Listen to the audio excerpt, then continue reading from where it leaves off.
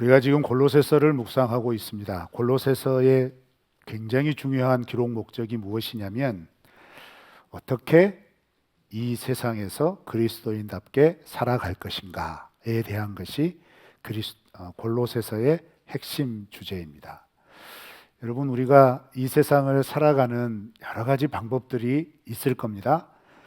자기들이 익숙한 방법, 그리고 새롭게 도입되는 방법, 이런저런 방법들이 많겠지만 그리스도인은, 하나님 나라 백성은 예수님을 구원주로 영접하고 믿는 믿음의 사람들은 이 세상을 어떻게 살아가야 할까요? 여기에 대한 가르침이 골로새서입니다. 그래서 이 골로새서를 묵상하시다 보면 굉장히 많은 그리고 소중한 교훈들을 얻게 됩니다. 이렇게 믿어야 되겠구나. 이렇게 믿는 것이구나. 라고 하는 깨달음들이 일어나게 될 것입니다. 그렇지만 이것을 설명하기 위해 바울은 크게 두 부분으로 골로새서를 진행합니다. 1장부터 2장까지는 우리에게 믿음을 주신 예수님이 어떤 분이신지를 성경의 지식을 따라 설명해 줍니다. 그리고 3장부터 마지막 4장까지는 성경에 이렇게 기록이 되어 있으니 우리가 이렇게 예수님을 믿읍시다. 예수님 안에서 이렇게 따라가면 좋겠습니다. 라고 가르쳐 줍니다. 그것이 골로새서이죠. 그런데 이 골로새서를 좀 더 깊게 이해하려면 골로새 교회를 좀 이해하실 필요가 있습니다. 골로새 교회는 에바브라라고 하는 사람의 집에서 시작된 교회인데, 에바브라는 사도 바울이 AD 50년대 후반쯤에 56년, 57년, 58년쯤 이렇게 추측을 하죠. 에베소에서 3년 동안 에베소 교회를 목회를 할 때 에베소라고 하는 도시에 와서 바울에게 복음을 듣고 그리스도인이 됩니다. 그리고 그렇게 그리스도인이 된 다음에 AD 60년에 이 소아시아 내륙 지역에 굉장히 큰 지진이 일어납니다. 그렇게 지진이 일어나서 골로새 지역이 폐허가 됩니다. 굉장히 타격을 받아서 복구하기가 어려울 만큼 심하게 파손이 된 거예요. 그런데 이 시기쯤에 자기의 고향 골로새로 돌아가서 자기의 집에서 교회를 시작한 겁니다. 자, 그러면 골로새 교회는 어떻게 시작이 된 거냐면 가장 어려웠을 때, 가장 힘들 때, 사실 골로새 지역은 에베소라고 하는 항구 도시, 굉장히 번화하고 큰 도시거든요. 그 도시에서 안쪽 내륙으로 약 110여 킬로를 들어가야 합니다. 그래서 사실은 이 모두가 다 지진 피해를 받았기 때문에 지진의 복구의 시기들이 그렇게 일률적으로 한꺼번에 이루어진 것이 아니었고, 그만큼 큰 재력을 가진 도시도 아니어서 복구에 지지부진할 수밖에 없었습니다. 그러니 굉장히 어려웠겠죠. 산골짜기에 있는 성읍인데 그런 성읍에 지진으로 인해서 큰 피해를 받고, 점차 그 AD 60년의 지진 이후에 골로새는 쇠퇴하게 되고, 여러분 지금은 현재 골로새라고 하는 지역 자체가 사라져 버렸습니다. 그 정도로 어려운 시대 때 들어가서 복음을 전한 거예요. 굉장하지 않습니까? 에베소라고 하는 항구 도시에서 얼마든지 세상의 번영과 세상의 안락을 누릴 수 있었어요. 돈도 잘 벌 수 있었고요. 또 자기의 집에서 교회를 시작할 정도로 재력이 있었고, 골로새서와 짝을 이루는 서신서라고 그러죠. 빌레몬서, 종들까지 부리는 정도의 재력을 가지고 있었는데, 그 종들 가운데 빌레몬이라고 하는 종이 자기 주인 에바브라의 자기 주인 재산을 훔쳐가서 이렇게 빌레몬의 재산을 훔쳐가서 도망을 갔는데, 로마에서 바울을 만나서 복음을 영접하고 이제 이 오네시모를 용서해라 라고 하면서 같이 교회를 이루던 빌레몬의 손에 편지를 보낸 편지와 짝을 이루는 성경이 골로새서라는 거죠. 에바브라와 빌레몬이 그렇게 마음을 합하여 교회를 시작했는데 교회를 시작하는 시기가 그 정도로 힘들고 어려웠던 시기였다라는 겁니다. 그러면 여러분, 에바브라나 빌레몬에게 복음은 어떤 것이었을까요? 삶의 방향과 성격을 바꿀 정도로 놀라운 것이었다는 겁니다. 얼마든지 에바브라나 빌레몬은 그들의 고향을 떠나서 에베소라고 하는 지역이나 다른 지역에서 자기의 능력껏 편안하게 삶을 살아갈 수 있었음에도 불구하고 지진으로 피해를 받은 골로새 지역으로 돌아가서 빌레몬과 마음을 합하여서 그 집에 교회를 세우고 거기에서 복음을 전하다가 그곳에 사람들을 모아놓고 그렇게 힘들고 어려운 시기 속에서 하나님의 복음을 증거하고 있었다는 겁니다. 그러던 중에 AD 61년경에 에바브라가 로마의 감옥에 갇혀 있는 바울을 방문합니다.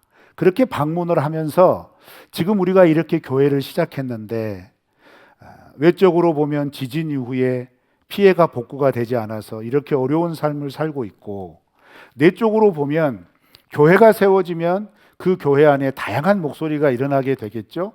특히나 다양한 목소리 중에 큰 목소리들은 무엇이냐면 이제 새로운 종교를 믿고 새로운 교리를 믿기 때문에 이제껏 익숙한 것과의 싸움이 되는 거예요.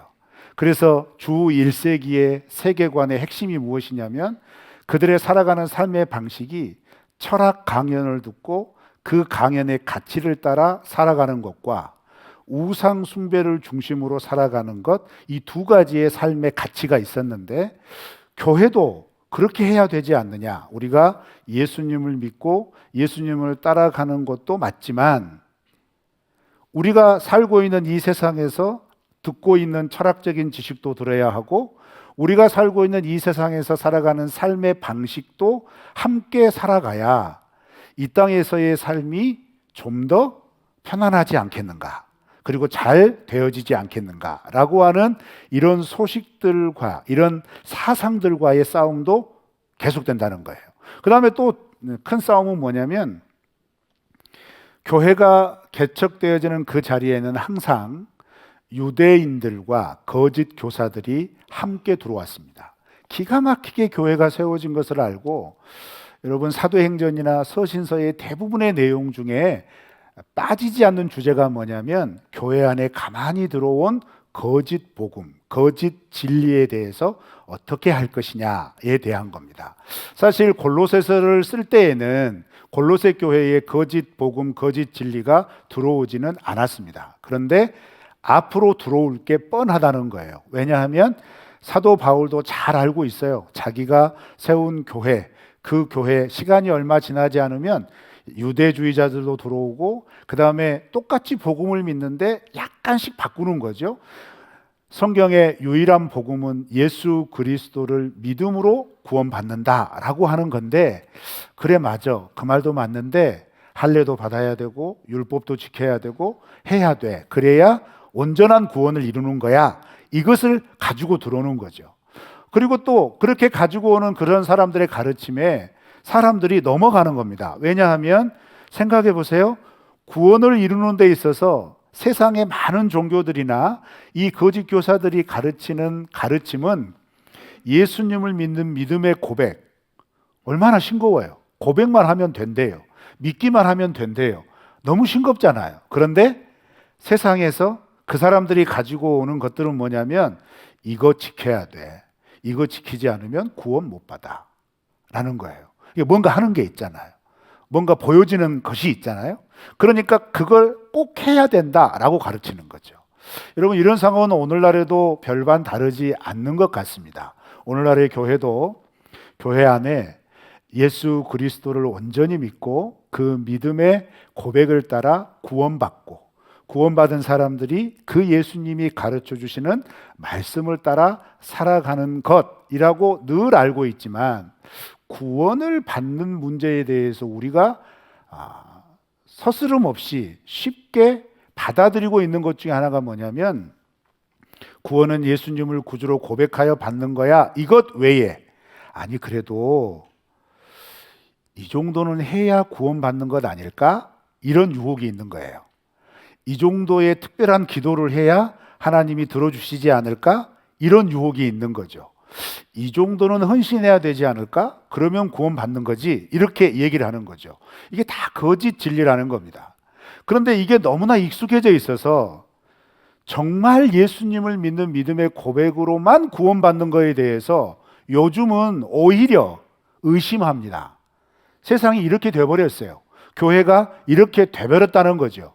이런 상황에서 우리가 이 골로새서 말씀을 묵상할 때 우리에게 구원을 주시는 하나님의 복음, 예수 그리스도의 복음만으로도 충분히 구원을 얻고 그 구원의 삶을 살아갈 수 있도록 인도하여 주신다는 사실을 다시 확인하여서 우리가 그 예수님의 복음의 말씀 앞에 든든히 서 나가는 결심을 하시기를 주님의 이름으로 축원합니다. 이런 상황 속에서 바울이 이 말씀을 진행해 가면서 6절을 이렇게 시작하죠. 우리 다 같이 6절을 읽겠습니다. 시작. 그리스도 예수를 주로 받았으니 그 안에서 행하되. 아멘. 그러므로 라고 시작을 하죠. 이제 그러므로 라고 했다면 그러므로는 결론의 이야기를 시작한다는 거죠. 구체적으로 적용할 것을 시작한다는 얘기인데 그러면 이 그러므로를 설명하는 앞의 내용이 뭐냐? 그 내용이 1장 15절부터 2장 5절 말씀입니다. 이 1장 15절부터 2장 5절 말씀은 크게 두 가지의 메시지가 있는데 1장 15절부터 1장 마지막 절까지의 내용은 바울이 고백하는 예수 그리스도예요. 이 말은 무슨 말이냐면 바울이 전도 여행을 하면서 각 지역에서 예수 그리스도를 전했던 그 예수님이 누구냐라는 것을 고백을 하는 겁니다. 크게 세 가지의 예수님에 대한 고백을 합니다. 첫째는 예수님은 이 세상을 창조하신 창조주 하나님이시다. 그리고 예수님은 누구시냐? 교회의 머리가 되신다. 교회의 머리가 되신다는 말은 어떤 표현이냐면요. 에베소서에서 이 개념을 아주 상세하게 다루는데 교회의 머리 되신 예수님으로 연결되어져서 온 몸의 마디와 뼈가 연결되어져 온전한 공동체를 이룬다라고 하는 개념이 에베소서의 예수님을 설명하는 중요한 개념 중에 하나입니다. 그런데 교회의 머리가 되신다라고 했을 때 바울이 표현하는 이 표현에서 말하고 싶어 하는 건 뭐냐면 우리의 통치자가 되어 주신다. 우리의 주인 되어 주셨다. 이런 의미가 되는 겁니다. 그리고 또 세 번째 개념으로 고백하는 게 뭐냐면 십자가에서 화목 제물이 되어 주셨다. 죄로 인해서 하나님과 완전히 원수된 우리를 위해서 예수님이 직접 자기의 몸을 화목케 하는 제물로 내어 드리시고 그 예수님을 구원자로 믿는 자들에게 하나님과 화해하게 하셨다라는 거죠. 즉 구원자이신 예수님을 고백합니다. 창조주, 통치자, 구원자이신 예수님. 그리고 2장 1절부터 5절까지는 나는 이 복음, 창조자, 통치자, 구원자 되신 예수 그리스도를 전하는 일꾼이 되었다라고 얘기를 해요. 그리고 그 일꾼이 되어져서 사실 골로새 교회는 바울이 직접 세우지 않았거든요. 바울의 제자가 돌아가서 세운 교회거든요. 만난 적이 없어요. 그렇지만 자기의 제자 에바브라를 통하여서 바울의 얘기를 많이 들었겠죠. 그래서 내가 너와 직접적인 관계는 없지만 너희들과 직접적인 연관성 없고 만난 적도 없지만 내가 너희를 위하여 기꺼이 수고할 각오가 되어 있다. 모든 수고를 아끼지 않겠다라고 하는 게 1절부터 5절까지의 내용입니다. 그리고 나서 그러므로 내가 너희를 위해 복음 대신 예수 그리스도를 전하는 일꾼으로서 모든 수고를 아끼지 않겠는데 그 일꾼으로 너희에게 첫 번째로 가르쳐 주는 것, 그것이 뭐냐면 6절, 7절이라는 거예요. 그 6절, 7절에서 특히 6절에서는 뭐라고 얘기를 하냐면 너희가 그리스도 예수를 주로 받았다 이렇게 얘기합니다. 주, 헬라어로는 퀴리오스라는 말입니다. 두 가지 의미가 있습니다. 주님, 로드, 대문자로 쓰는 로드, 주, 만유의 주 할 때 주, 그 다음에 주인, 한 집안의 주인, 한 지역의 주인, 주인이라는 뜻, 이 뜻이 있고요. 또 하나의 뜻은 이와 더불어서 굉장히 중요한 의미적인 뜻인데 권위라는 뜻입니다. 권위. 자, 그러면 여러분 예수님을 주로 받았다는 것은 두 가지를 받았다는 건데요. 예수님이 나의 주 되십니다. 즉 통치자 되십니다. 라고 고백하며 받았다는 얘기고, 예수님을 나의 주로 받았다는 얘기는 동시에 예수님의 가르침, 예수님이 행한 일에 대한 권위를 받겠습니다 라는 뜻이죠. 그 말은 무슨 말이냐면 이 고백으로 예수님을 구주로 영접한 모든 사람들은 예수님의 말씀의 권위에 순종해야 한다는 겁니다. 나는 그 예수님의 말씀대로 살겠습니다. 그 권위 아래 살겠습니다 라고 하는 고백이 그리스도 예수를 주로 받았으니 라고 하는 내용의 의미라는 것이죠. 여러분, 우리가 그런 그리스도인이 되었음을 믿습니다. 내가 그리스도인이 되었다는 것, 하나님 나라의 백성이 되었다는 건 창조주 예수님, 통치자 예수님, 구원자 예수님을 나의 주님으로 받아들였다는 얘기고, 그리고 그렇게 받아들였다면 나의 삶 속에서 이제 그 예수님의 말씀이 그 어떤 권위보다 가장 우선된다, 가장 중요하다라고 하는 고백으로 사는 사람이라는 겁니다. 우리가 그런 그리스도인 맞지요? 맞으시죠? 대답을 그렇게 시원찮게 하시면 어떡합니까? 이런 것 아멘 하셔야 돼요. 우리가 그런 예수님을 주로 맞이하는 거 맞으시죠? 아멘! 맞습니다. 아멘입니다. 그런데 이 고백이 왜 중요하냐? 여러분, 읽지는 않았지만 2장 8절과 2장 20절 같이 읽어보시겠습니다. 2장 8절 먼저 읽을까요? 시작. 헛된 속임수로 주의하라. 이것은 사람의 전통과 세상의 초등학문을 따름이요 그리스도를 따름이 아니니라. 20절도요. 너희가 세상의 초등학문에서 그리스도와 함께 죽었거든 어찌하여 세상에 사는 것과 같이 규례에 순종하느냐. 자, 이렇게 그리스도 예수를 주로 영접하고 믿고 따르고 있는데, 이렇게 살아가는 그리스도인의 삶에 가장 큰 싸움이 일어나는데, 그 싸움이 뭐냐면 철학과 헛된 속임수와의 싸움이라는 겁니다. 이 철학과 헛된 속임수는 바울을 어떻게 표현했냐면 비슷한 의미인데 사람의 전통과 세상의 초등학문 이렇게 표현을 했어요.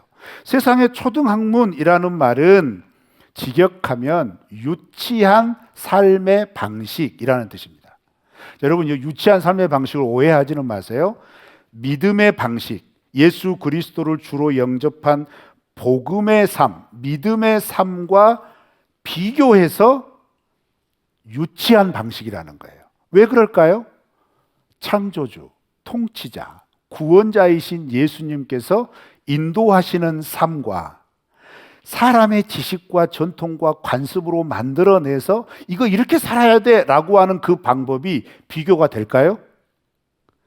창조주 하나님이 인도하시는 방법과 통치자이신 예수님이 이끌어주시는 그 방법과 구원자이신 예수님께서 이끌어주시는 그 방법과 이 세상이 말하는 이 세상에서 적어도 살아내려면 이것도 하고 저것도 하고 그것도 해야 돼 라고 하는 이런 삶의 방식이 비교가 될까요?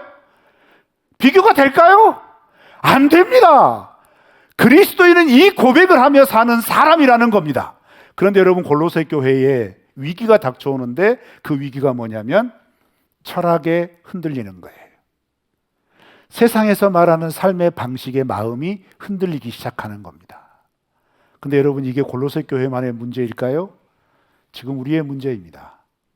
코로나를 2년 가까이 지나면서 우리는 지금 굉장히 당황스러운 경험을 많이 하고 있습니다. 특히 다른 거 비교하지 마시고 교회 안에서, 교회라고 하는 이름 앞에서 지금껏 익숙하고 지금껏 당연하다 여겨졌던 관습, 전통, 이것이 얼마나 우리에게 허무한 것이고 이것이 얼마나 우리를 지금 당황스럽게 만드는 것인지 경험하고 있습니다.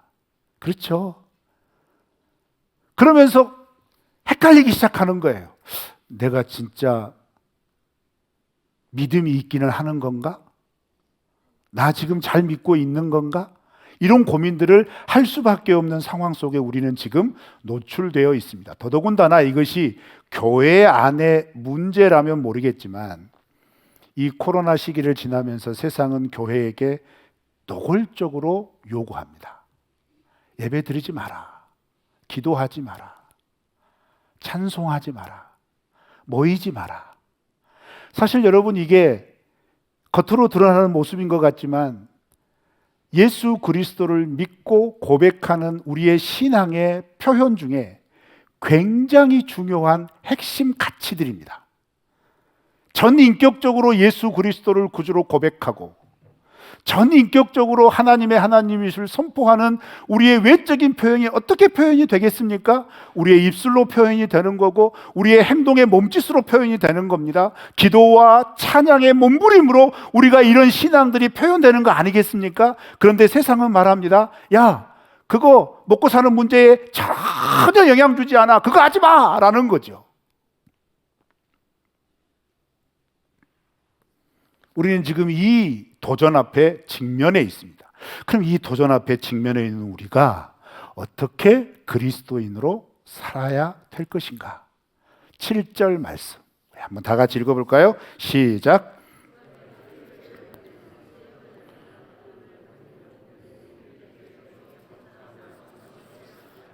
아멘. 그리스도 예수를 주로 받았으니 그 안에 뿌리를 박으며 세움을 받아 교훈을 받은 대로 믿음에 굳게 서서 감사함을 넘치게 하라. 문장 길죠? 이게 뭔 말이 핵심인지 잘 모르시겠죠? 여기에는 네 가지의 꼭 해야 할 분사가 있습니다. 네 가지의 분사가 있는데 하나는 완료형이고 하나는 현재형입니다. 헬라어 원문을 보자면 완료형이 뭐냐면 뿌리를 박았으니, 즉 예수 그리스도를 주로 영접했으니, 이 말은 창조자이시고 통치자이시며 구원자이신 예수님을 우리의 삶의 주인으로, 우리의 삶의 주 되심으로 받았고 그 권위를 인정하며 살기로 결심했으니 그 결심 위에 무엇을 해야 되냐면 계속해서 믿음이 성장해야 한다는 거죠. 세움을 받아. 그리고 성장해야 될 구체적인 힌트가 뭐냐면 교훈을 받은 대로 믿음에 굳게 서서. 그럼 여기에서 교훈을 받은 대로 믿음에 굳게 서서는 무슨 말이냐면 바울이 가르쳐준 복음대로, 성경이 가르쳐준 말씀대로 이 땅에서 세상이 말하는 세상살이의 방식이 아니라 그 말씀의 방식대로 살아가라는 겁니다. 그런데 그 말씀의 방식대로 살아가라는 구체적인 첫 번째 지침이 뭐냐면 믿음이에요. 그러니 얼마나 어려워요. 믿으래요. 뭔가 이렇게 손에 꽉 잡히는 것 같고 구체적으로 이거 해! 그러면 너무너무 쉽겠죠. 그런데 예수님의 창조주 되심, 통치자 되심, 구원자 되심을 믿어라. 그 구원자 되신 예수님이 지금 말씀을 통해 내게 가르쳐 준 것을 먼저 권위로 삼아라. 이게 얼마나 두루뭉실해요. 이게 얼마나 어려운 것 같아요. 그런데 바울은 구체적으로 헛된 철학과 세상살이 방식에 대항해서 이렇게 살아야 된다라고 말하면서 그 믿음에 굳게 서야 한다라고 얘기합니다. 그 믿음에 굳게 서기 위하여 가장 먼저 우리 안에 정립되고 회복돼야 될 중요한 것, 매 순간마다 점검하고 또 점검해야 될 건 뭐냐면 예수님이 나의 주인 되어 주신다. 예수님이 나의 구원자 되어주신다, 예수님이 나의 통치자 되어주시며 예수님이 나의 창조주가 되어주신다 라고 하는 이 믿음의 고백을 끊임없이 고백하고 또 고백하라는 것이죠. 여러분, 그런 고백이 우리의 입술에서, 우리의 마음에서 끊어지지 않기를 주님의 이름으로 축원합니다. 그런데 이 고백 안에 담겨 있는 진정한 의미는 뭐겠어요? 예수님이 우리의 창조주가 되신다는 건 뭐죠? 여러분, 사방이 지금 우겨쌈을 당하고 있습니다. 세상살이 방식으로는, 여러분 코로나 생각해 보세요. 우리가 얼마 전까지만 해도 백신 다 맞으면 해결된다 했습니다. 이게 세상의 방식이었죠. 지금도 백신 맞으면 다 해결된다고 말을 해요. 맞아야 합니다. 당연히 그래야 합니다. 그런데 문제는 뭐죠? 그렇게 했더니 이제 또 다른 변수가 생기는 거죠. 더 큰 파도를 만나게 됐습니다. 세상의 방식, 세상에 추구하는 논리가 정답이 아니라는 겁니다. 그러면 정답은 어디에 있다는 거죠? 새 일을 행하시는, 새로운 것을 창조하시는 창조주 하나님 예수 그리스도에게 있다는 것을 믿는 것입니다. 또 통치자 하나님, 통치자이신 예수님이 어떤 의미가 있다는 거죠? 교회의 머리가 되신다고 하셨습니다. 그 말은 뭐죠?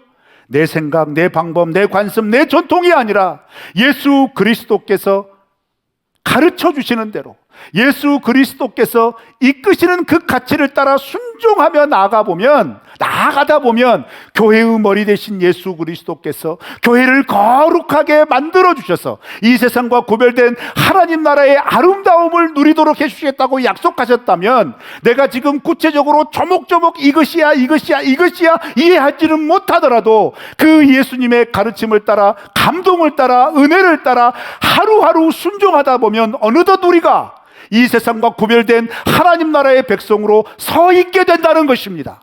여러분, 이 인도하심을 믿으시기를 바랍니다. 우리의 조급함 때문에 하나님께서 이렇게 매 순간마다 매일마다 인도하시는 교훈을 받은 대로, 말씀을 가르쳐 주시는 대로의 삶을 포기한다면, 그렇게 살아온 수많은 시간 동안 그 은혜를 누리는 그리스도인과 비교해서 이름만 그리스도인인 사람들은 이게 도대체 무슨 말이야? 라고 할 수 있겠지만,